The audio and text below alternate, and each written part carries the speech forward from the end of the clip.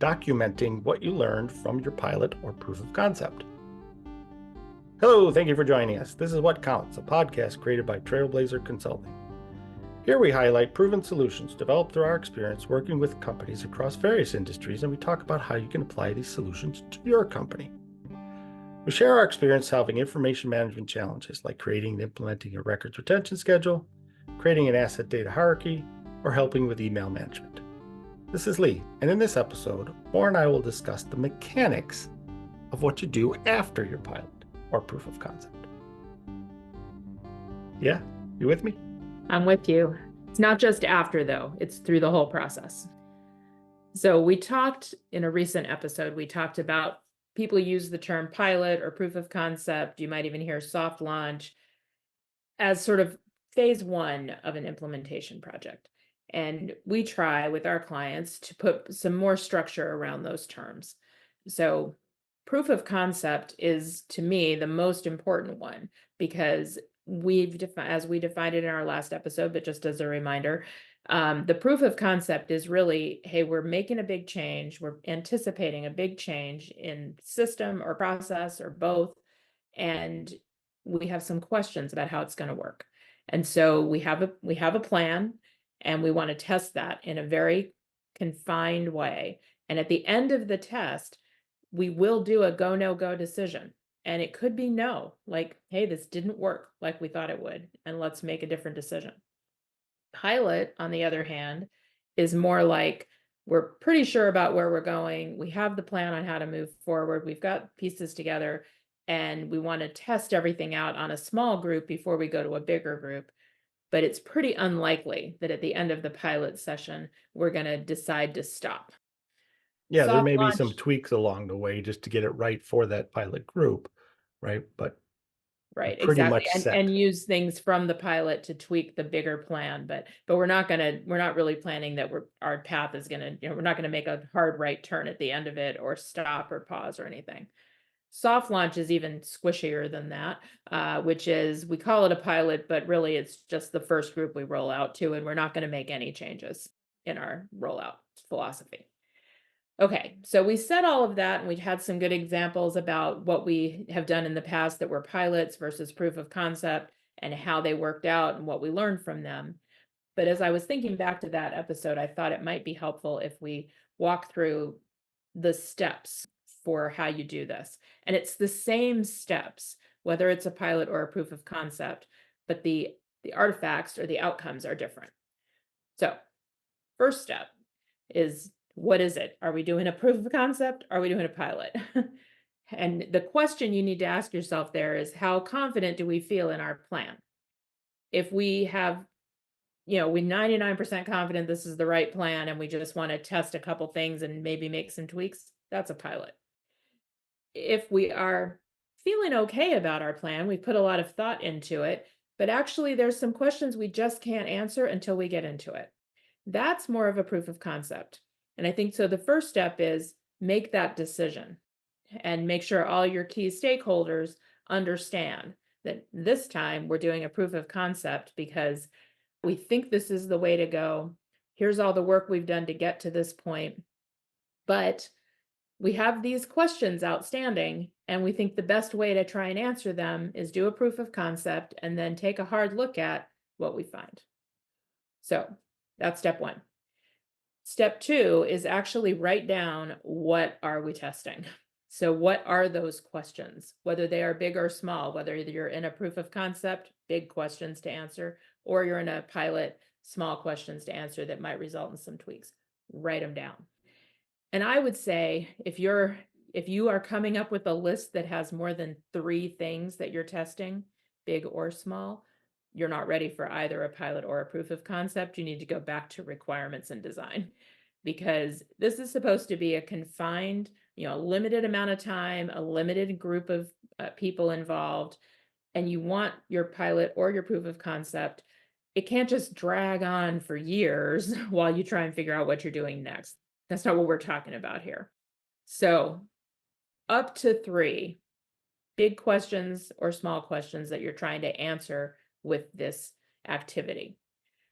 Write them down, and write down how are you going to measure the answers?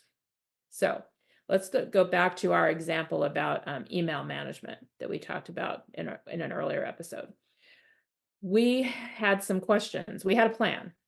There was a strong need that everyone in leadership agreed we should start rolling email off for this company. They didn't want email to keep building up. That was the vision for the project. But there were some questions on what's the best way to do it. IT was like, just do it time-based, just get rid of stuff. And legal was like, hold up, you can't just do that because some of these things are records and we need to keep them, especially because that company had done an assessment and we knew that a lot of their business processes were supported only in email. They did a lot of back and forth, a lot of approvals, a lot of decision making in email, and people counted on being able to find those old emails. So, all right, we're faced with time-based versus, wait, we need records. How do you help people to decide what is a record? And we looked at different options. We looked at, by level, by position, kind of following in the capstone footsteps from the federal government. We looked at everybody making decisions along the way on their own. And we decided on everybody needed to make their own decisions. But in our proof of concept, our first plan was we want people to actually follow the records retention schedule. So we want them to think about what record category would this email go into, not just is it a record, but which kind of record. And so in our proof of concept stage, we built a file structure in the email management system where the participants would have to pick the right folders to put their email records in. And our reason for that was good because we wanted to follow the retention schedule. These are records. We wanted to be able to apply retention in the folders where people filed the emails. However, the proof of concept showed us nobody could do that. They had a lot of feedback for us on how it was too hard to tell the difference between folder A and folder B, how when it got to be too hard, they just stopped, or they put everything in folder A because it came up first in the list, or they're like, maybe it's not a record after all. So our concept of, hey, we want to get things filed appropriately right at the beginning so that we can apply retention and ultimately also security from an information classification perspective, which is all tied to the retention schedule. We had good reasons for that. It's better to do that up front when the people who created the email and know the most about it, are closest to it in time, make those decisions. But practically speaking, that was a failure on arrival. That was not going to happen. It almost sounds like you're testing a hypothesis. Will a folder structure be easy for people to understand and file their emails into? Something like that. Yeah, no, actually, that's a perfect way to look at it. That is what we're doing. The goal of the pilot or the proof of concept is testing hypotheses to see if your plan is going to work. And you want to test those hypotheses in a lower risk way where you've got a small group of people in a short amount of time, not whole hog, we've moved everybody to the new system and guess what, they hate it and nobody's using it and they're going back to spreadsheets because they don't care. So that definition step, first, is it a pilot or a proof of concept? Second, what are we testing? What are these questions we're trying to answer? What are these hypotheses we're testing? And how are we going to measure them? So in our email example, our primary measurement was the feedback we got from the proof of concept participants. Our secondary measurement was quantitative as opposed to qualitative, which is we looked at the folders to see, did people file things? And we saw the patterns of groups that had 3 or more categories to look at or something like that. They couldn't do it. It was too hard, too many categories to pick from. If a group only had one category, they were more likely to file things. And the things that they filed did meet the definition of a record. And we did training to help them go through this proof of concept and know how to answer the questions. So our measurements were both qualitative and quantitative. And we got to step 3, which is, okay, we got the feedback, we did the counts, now what? And that's an analysis kind of your findings. What are the lessons learned here? what did this proof of concept tell us about our bigger plan for rolling out email management? Well, it told us that people will not try to figure out record categories. The second thing that it told us was not something we'd anticipated, but we had a lot of people in the feedback session say, I want to make up my own folders.